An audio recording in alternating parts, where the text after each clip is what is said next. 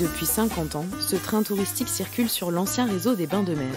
Tout a commencé avec l'idée un peu folle d'un groupe de passionnés. Je fais un petit trou dans le smartphone. Parmi eux, Charles-Édouard Girod. J'ai vu dans le courrier Picard en 69, en juin 69, que la ligne du Crotoy allait supprimer. J'étais bouleversé. Et pour moi, il devenait essentiel de sauver ce petit chemin de fer départemental. C'est vraiment un témoignage de cet essor industriel du 19e siècle qui allait disparaître. Et pour moi, ça n'était pas possible. Ce chemin de fer, c'est ma vie.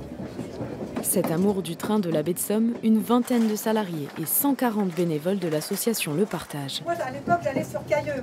Mais on se disait, tiens, la ligne Crotoy, c'est triste, elle va partir. Mais non, Charles-Édouard était là.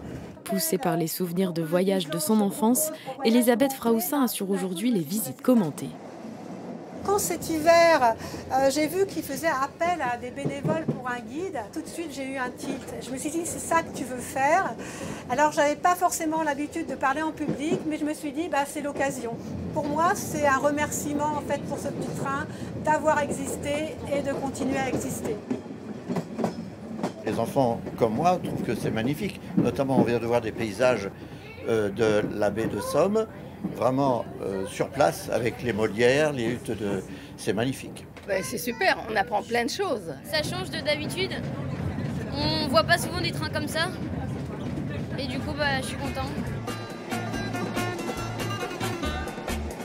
Preuve que la passion se transmet, l'an dernier, plus de 200 000 personnes ont voyagé à bord.